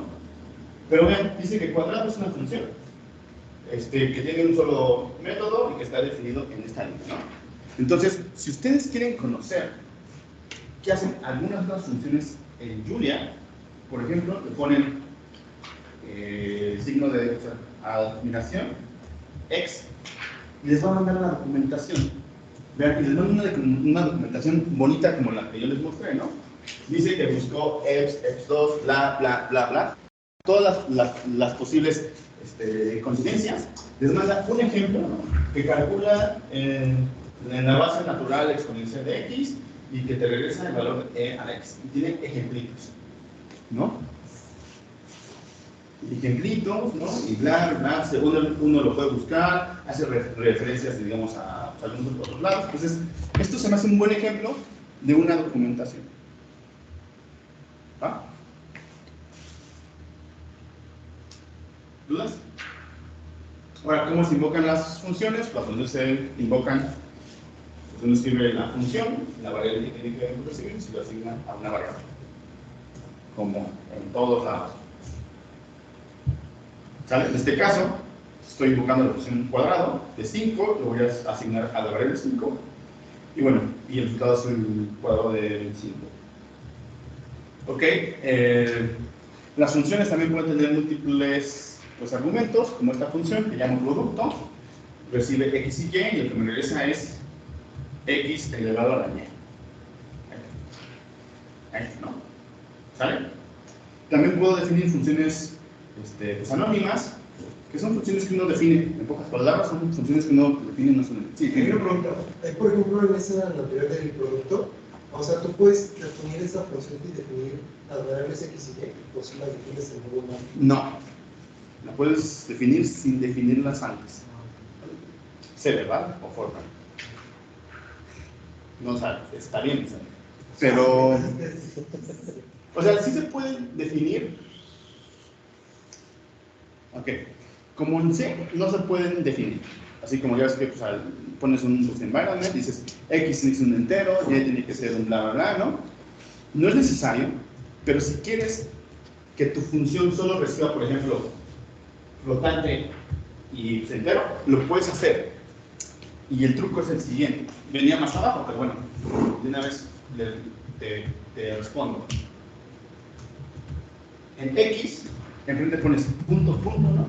Y si quieres que X sea únicamente un flotante, le pones float 64. Y si quieres que únicamente reciba Y como un entero, le pones int de 64. Sale. Ok, aquí va a pasar algo raro. Les voy a decir por qué. O sea, no va a pasar algo raro. O sea, X, o sea, esta función ya la pues ejecuté hace 2 o 3 segundos, ¿no? Entonces, esta función sabe que va a guardar un X y un Y de lo que yo le pongo. Ahora le estoy diciendo, no, tiene que ser un X, que es un flotante, y un Y, que es un flotante. Julia tiene algo que se llama despacho múltiple, como en C. Puede tener dos funciones que se llamen igual, que reciben objetos pues, diferentes y que hagan cosas pues, diferentes, ¿no? Entonces, si yo ejecuto, digamos, esta celda, cuando paso por aquí, va a hacer el cálculo porque previamente ejecuté una función que recibe X y Y cualesquiera, ¿no? Entonces, solo para fines de que esto quede claro, puedo reiniciar el núcleo. Entonces, sumo pretexto para poner kernel, le dan interrumpir el kernel, y luego restart, bla, bla. Entonces, esto lo que va a hacer es interrumpir el núcleo y borrarlo, ¿no? O sea, bueno, borrarlo que ya tenía en el compilador. Y ahora sí, cuando ejecute esta función, aquí me va a mandar un error, porque estoy pasando un entero y un entero. Entonces ahora la función debe de recibir un flotante y un entero. ¿Sí? ¿Ya limpió todo? Sí, ya.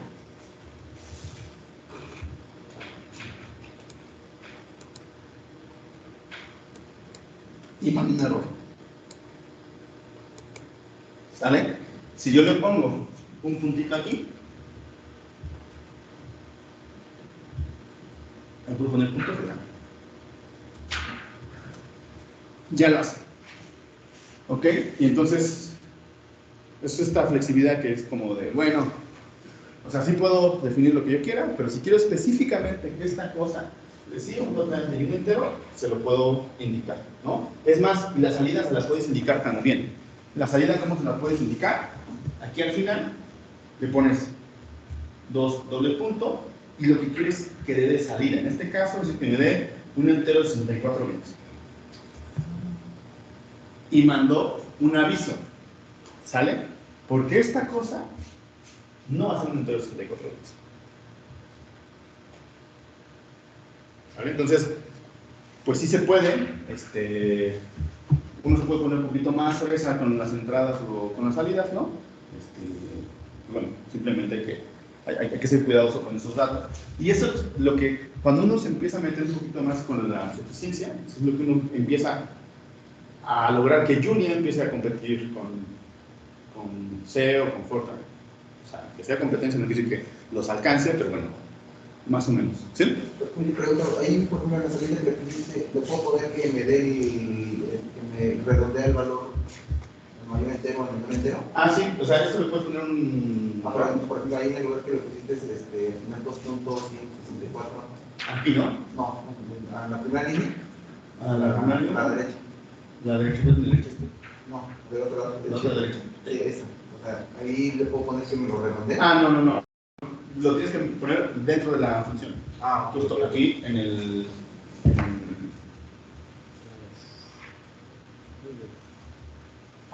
Solamente así, ¿verdad?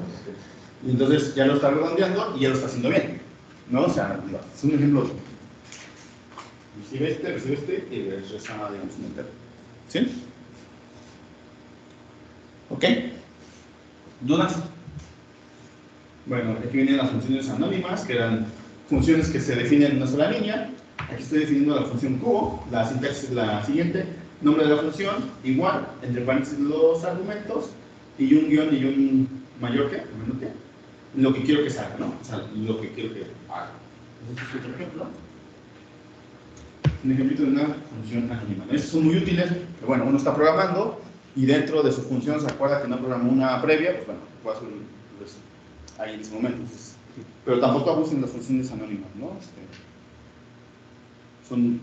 Requieren un poquito más de recursos de la máquina, entonces tampoco las requieren mucho mejor.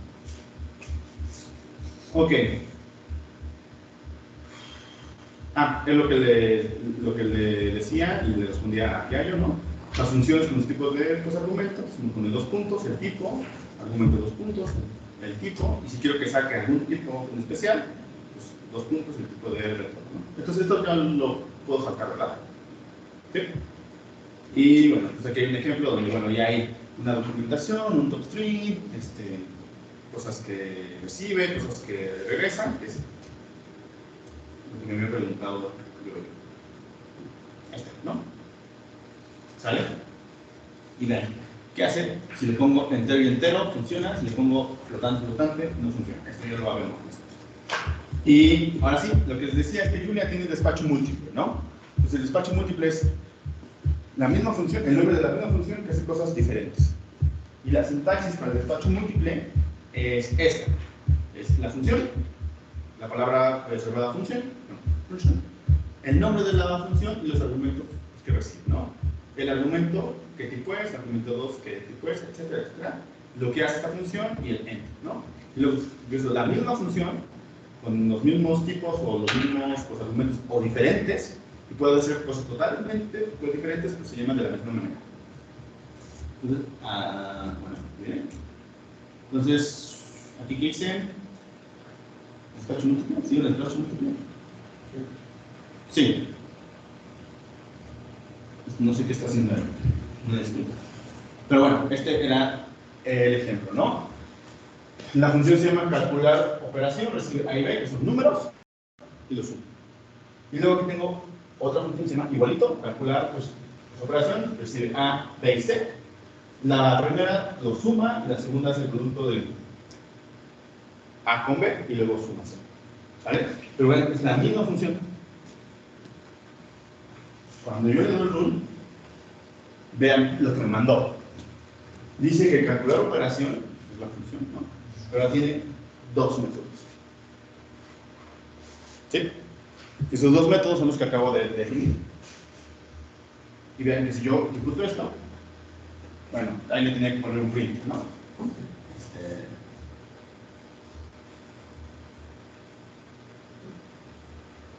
¿Esto cómo se llama? El resultado. 1, ¿verdad? Sí. ¿No aparece por ahí? No. ¿Seguro? ¿Seguro? Me hubiera acabado antes, ¿no?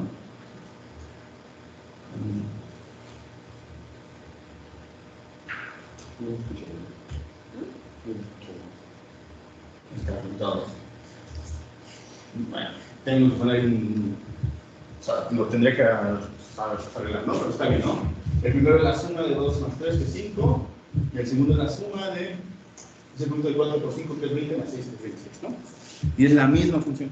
Entonces esto es otra de las ventajitas que tiene Julia. ¿Cómo voy? Bien. 20 minutos. 47. ¿Sí? Oye, pero pregunta. Dime. Eso me resultó muy interesante.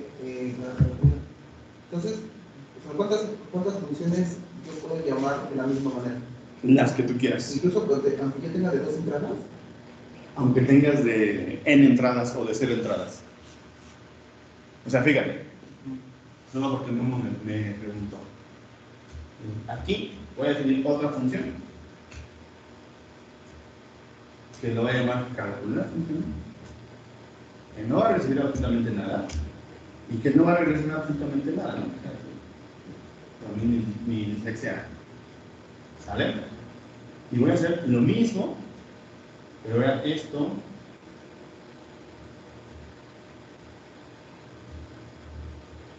No recibe nada. Esto tiene que ser 3, ¿no? 3 y aquí tiene que ser el resultado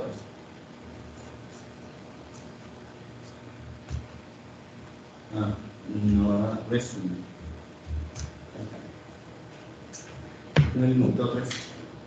Bueno, toma el 2 y luego el 1. ¿Sí escribe bien el resultado? Sí. Sí. Ah, bueno, aquí hay que ponerle un espacio, ¿no? Sí. Ahí está. Y no resuena nada, ¿no? Entonces tú puedes llamar tantas funciones como tú quieras. Pero fíjate que ya lo hace Python, Julia o C. Que son los métodos, ¿no? O sea, Python o Julia o C suman enteros, ¿no? Suman flotantes, ¿no? Concatenan cadenas, concatenan arreglos. Entonces, a ver, aquí es otro buen motivo. Vean, ¿qué pasa si yo le digo, mira, dime toda la información que tengas del plus?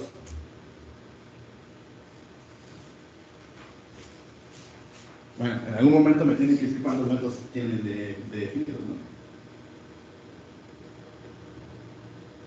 Ok, no aparece, pero a ver, si le ponemos X, ahí está, ¿no?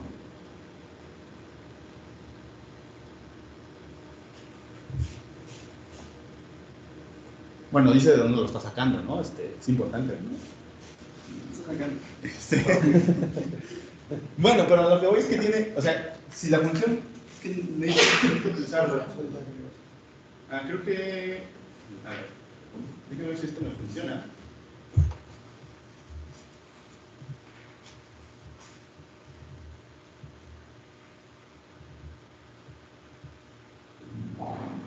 No, me sacó la misma información, ¿no? Pero, por ejemplo, aquí la función exponencial es algo calcular exponencial a matrices, a arreglos, ¿no? Entonces, creo que está, pues detrás es el multidespacho de la función exponencial, ¿no? Entonces, pues, bueno, no sé, tiene los métodos que tengan, ¿no? Y funcionan para eso. Ok, ya casi, ¿eh? No sé si ahora sí. ¿Quieres 5 minutos? No, sí. Ok, también en Python, cuando diga Python seguramente soy disléxico. En Julia también tenemos arreglos, ¿no?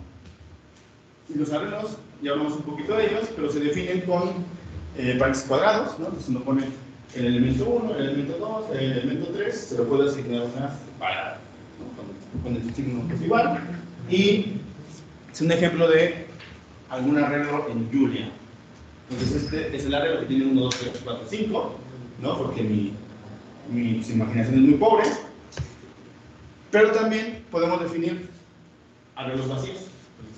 El nombre de los arreglos igual a corchetes cuadrados sin algo en medio. Este es un arreglo vacío. Y también tenemos el método push. El método push lo que hace es literal empujar elementos al arreglo vacío. Entonces lo que estoy haciendo aquí, defino el arreglo vacío de esta manera. En la penúltima línea, lo que estoy diciendo es, mira, empuja al arreglo vacío el 1. En la siguiente línea, empuja al arreglo vacío el 2, ¿no? Pero o sea, no, a diferencia de C, por ejemplo, los arreglos tienen que ser del mismo tipo. En Julia no. En Julia puedo ponerle así. Y lo está haciendo. Bueno, aquí seguramente hay que poner un print.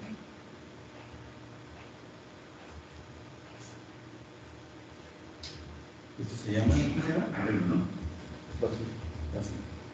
Ahí está. ¿No? Y ven. Ah, está interesante. A ver, ven. Me voy a regresar. Si yo le pongo, le quito las comillas, el arreglo tiene únicamente enteros. ¿No? Es que aquí esperaba que me saliera un int, pero bueno. ¿Sale? Entonces, recibe pues enteros o puede recibir cualquier otro tipo de objeto. Entonces, aquí le había puesto así. ¿Sale? Entonces, no hay ningún problema. Ahora, ¿cómo puedo acceder a los elementos de los arreglos? Por su índice, ¿no? Y en Julia, el índice coincide con la posición, a diferencia de Python o de C. De hecho, en C también comienza de 0, ¿no? ¿Ok? Y, sí, dime, ¿no? Pregunta, ¿en vez de empujar hacia la izquierda, puedo empujar hacia la derecha? Sí, ¿me puedes preguntar a Julia cómo lo haces? Ah, O sea, de hecho, aquí le puedes poner signo de animación, push. es más mucho. No. Sí. Ahí está, ¿no? Entonces vean, primero va el colector, el ítem, después poner el ítem y dentro va a mandar, ¿no? Entonces, bueno, aquí hay unos ejemplos. Yo le digo ahí arriba de push first, ¿no? Imagino. Mándemele. Me imagino que el push first. Seguramente. Ándale, o sea, sí. Seguramente le pones push first.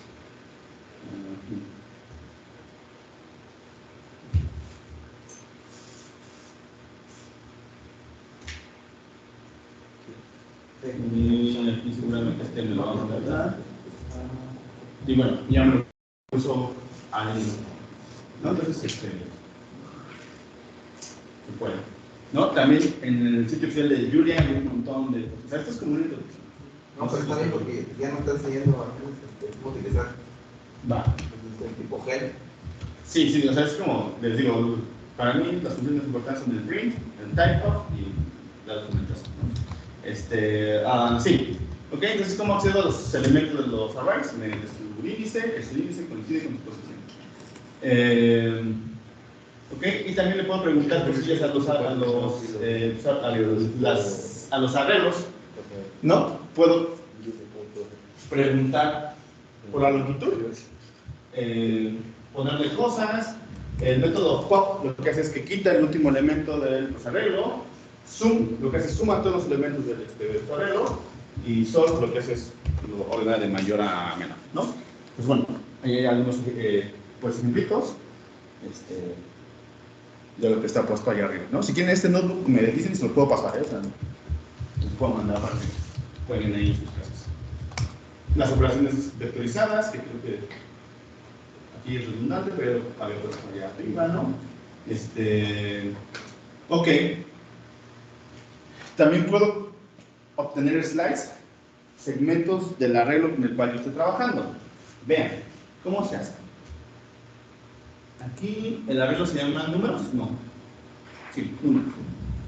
Números fue un arreglo que definía allá arriba, ¿no? Que tiene 1, 2, 3, 4, 5, ¿no? Entonces, si yo quiero obtener un segmento de este pues, arreglo, lo puedo hacer de la siguiente forma. Aquí le estoy diciendo, mira, córtame del arreglo números de la posición 2 a la posición 4. Entonces, 2, 3, 4. Me tienen que regresar el 2 y el 4, ¿no? Bueno, del 2 al 4. ¿Vale? Ahí está. También puedo cortar del inicio al final. Del inicio al final se ponen números. Ahí se me lo da. Aquí. Sí puse los corchetes. Ok, entonces quiero que comiencen en 2 y que se vaya al final.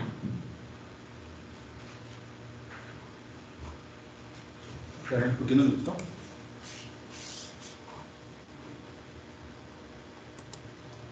Está raro, a ver.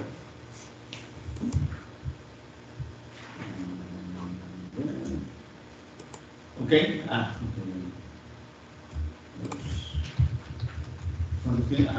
Entonces, no sé por qué no me está cortando bien. Ok, déjenme revisar esto, pero se puede cortar del inicio al final o del final al inicio. Pero no entiendo que estoy haciendo raro.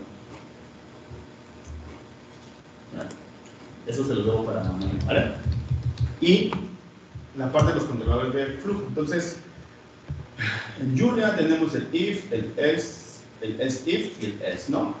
Y la sintaxis es esta. Uno pone el if, el condicional y el bloque que tiene que cumplir el condicional.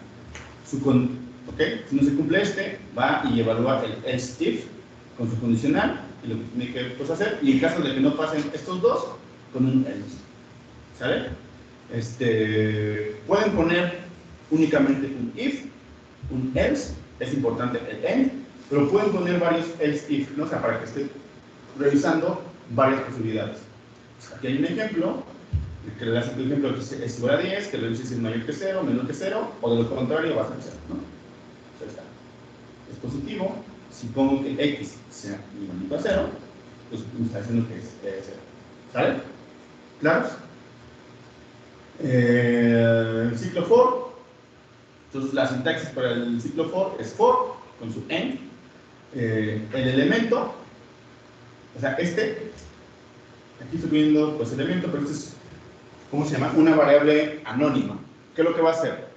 Esta variable anónima que estoy llamando pues elemento se va a iterar sobre un rango o sobre algún iterable, ¿no? Este iterable puede ser una tupla, una lista o algún otro método que yo defina que sean pues, iterables, ¿sale? Aquí hace cosillas y termina. Entonces,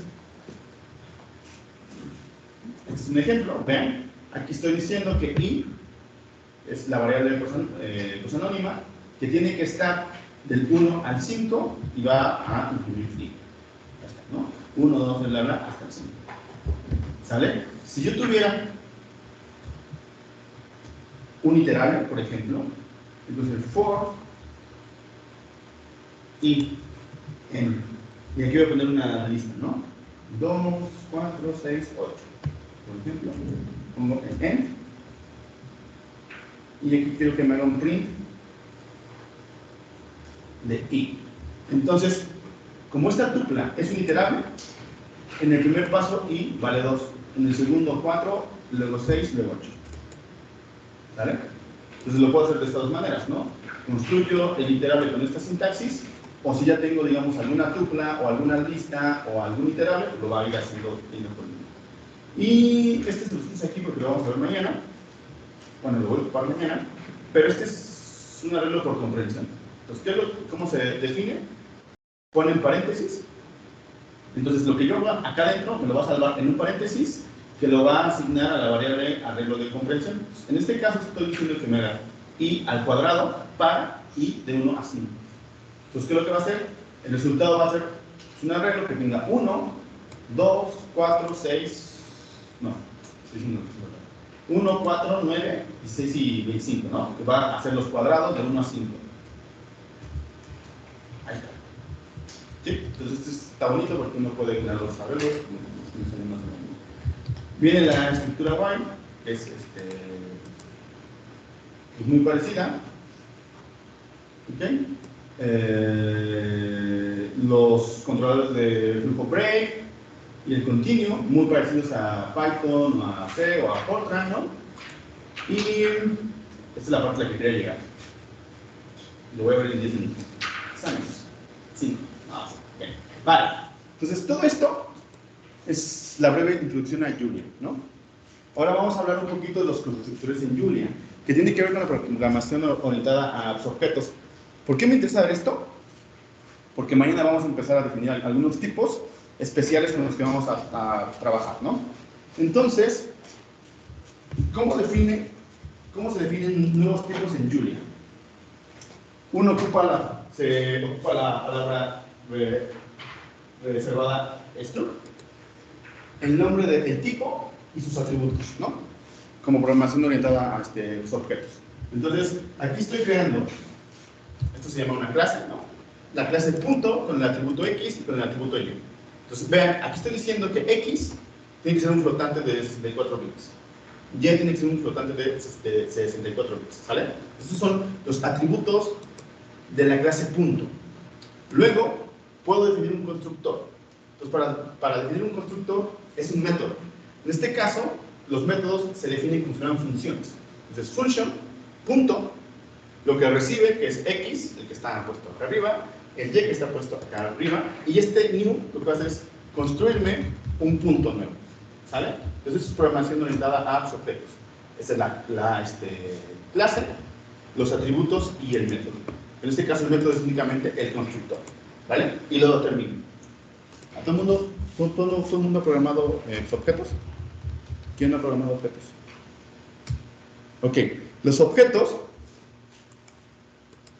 son plantillas. Son plantillas. A ver, vamos a ver si queda más claro con un método, con un ejemplo. ¿Sale? Entonces, aquí ya definí la clase punto que tiene el atributo X y el atributo Y, y su método es el constructor. ¿Vale? Entonces, en esta línea, en esta celda, en la línea 2, estoy diciendo a P le vas a asignar el atributo, perdón, a P le vas a asignar una instancia de la clase punto, y entonces esto se llama un objeto. ¿Vale? Los objetos son instancias de la clase. Entonces las clases son las plantillas. Cuando yo a la plantilla le digo X vale 2.0 y Y vale 3.0, y eso se lo vas a asignar a P, en este caso P se vuelve un objeto. Un objeto es una instancia de una clase. ¿Ok? Entonces, es ponerle valores específicos a los atributos de la clase. ¿Sale? Entonces, aquí lo que estoy haciendo es que P va a ser el objeto punto 2,3. Ok, en la segunda línea que estoy haciendo, dice, imprímeme del objeto P su componente X. Y del objeto P su componente Y. ¿Sale? Entonces, ahí está. Bueno, tengo que ejecutar la celda anterior, ¿no? Bien, o sea, qué bueno que la regué para hacer un ejemplo. Aquí me dice, mira Pedro, punto no está definido. Sí, no lo he definido, ¿no? En este caso, le doy run y ya lo entendí. ¿Sale? Entonces, este objeto punto lo puedo pensar como un vector, ¿no? Tiene su componente X y su componente Y. ¿Sale? Vean, en este caso, P, que es el objeto punto, no es mutable. ¿Qué estoy diciendo? Si mira, Pedro, al objeto P, ve por su componente X y reasígnaselo por el 1. Si yo le doy run, no puedo. Porque punto es un objeto inmutable. Entonces, vean, esto ya es un poquito meterse, ya es meterse a las entrañas de la programación orientada a objetos, ¿no? Del mismo modo, como estoy definiendo un punto, así los programadores de Julia pues definieron tupla, ¿no? Entonces, tupla es un objeto inmutable, o sea, es un struct de esos. ¿Sale? ¿Dudas? Ahora, ¿qué pasa si lo quieres hacer mutable? Bueno, aquí le puedo preguntar si es inmutable, tiene métodos, dice que sí es inmutable, bla, bla, bla, ¿no? Pero ahora, si yo quiero volverlo mutable, tengo que ponerle enfrente de la palabra struct, mutable, ¿vale? Si yo ejecuto esta línea, me va a mandar un aviso que no lo puede hacer. O sea, no lo puedo hacer. ¿Por qué? Porque yo previamente ya definí un objeto que se llama punto, que es inmutable. Entonces, cuando esto pasa, reinician el núcleo. ¿Vale? Entonces, en lo que se reinicia, cuando ejecute esta celda, ahora voy a definir la clase P, pero ahora es mutable. Entonces ya puedo cambiar los elementos que tenga la clase P. Bueno, la clase punto, perdón. ¿Verdad? Ahí está, ¿no? Entonces aquí le doy run que es lo mismo que tenía ahí, ¿no? Estoy definiendo P como el 3, digo como el 2,3. Estoy imprimiendo quién es su componente, X, su componente Y, y al final estoy reasignando su componente X por 1. Y ya lo hice. Entonces, cuando quieran definir objetos mutables, le ponen mutable, el nombre de la clase, ¿no? Ok, ¿qué pasa si yo quisiera sumar dos puntos, ¿no? Es como sumar dos vectores, ¿no? Entonces, P1 es este punto, P2 es este punto, ¿no? Bueno, P sub 2 es este punto, entonces menos 1, 2, 1, 2, ¿no? Si yo lo quisiera sumar, ¿qué creen que pasa? ¿Que lo sume? No lo va a sumar. No lo va a sumar. ¿Por qué? Porque no hay un método suma para punto.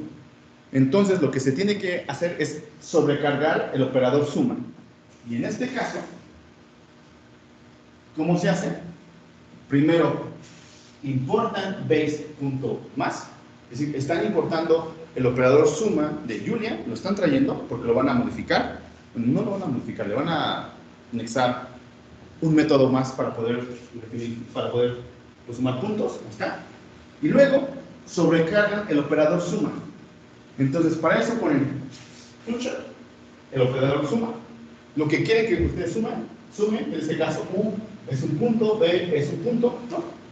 ¿Y qué va a hacer? Lo que me tiene que hacer es un punto, de tal manera que va a sumar la componente X de U con la componente X de B, coma, la componente Y de B, más la componente B la componente Y de...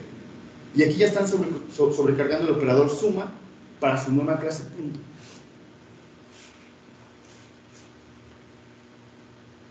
¿Ok? Vean, dice, suma es una función genérica, ahora tiene 191 métodos. Antes tenía 190, ahora tiene 191. Porque estoy sobrecargando, suma para mi nuevo objeto punto. Y ya se la suma. ¿Sale? ¿Por qué la sintaxis no es suma, paréntesis, P1, P2? Sí. Como no sé, o también se puede. No, o sea, en abajo. ¿Dónde? ¿Acá? Sí. Porque P1 y P2 son objetos punto. O sea, lo que yo quiero es que me lo sume como si fueran la suma de vectores, ¿no? ¿Sale? Ya son las 5. Casi termino. ¿Me parece si mañana hacemos otra vez esto? Lo hemos pensado. Bueno, sí. Porque también había un ejercicio bonito de que, bueno, definan una matriz y sobrecargan todos los operadores, pero eso está interesante, ¿no? ¿Sí? ¿Comentarios, dudas, chicos? Bueno, todavía me faltaban un par de líneas, pero aquí viene el ya que está. Sale. Recapitulamos esto mañana, ¿vale? ¿Dudas, comentarios? ¿Cansados? ¿Estuvo largo? ¿Estuvo rápido? ¿Se entendió algo? ¿No se entendió nada? Se les acabo de decir lo mismo. Sale. Los que están en línea, ¿cuántos ya se durmieron? No, pues no hay ningún comentario. ¿No? No. Pues venga. Bueno, todos dicen que bien. Bueno, Estoy diciendo la gente en línea. conocemos, eso es bien. Ok, también si siente que fue muy rápido, me dicen y podemos. Y en el camino van a salir más dudas. Eso va a pasar. Vale, pues bueno. Nos vemos mañana, chicos. Gracias. Sí, a las 5, ¿verdad? Sí. Sí. Es difícil de hablar con los amigos de provincia.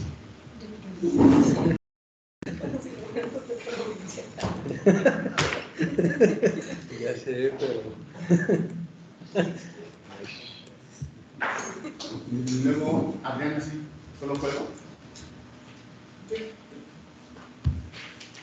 acuerdo, muchas gracias. Nos vemos.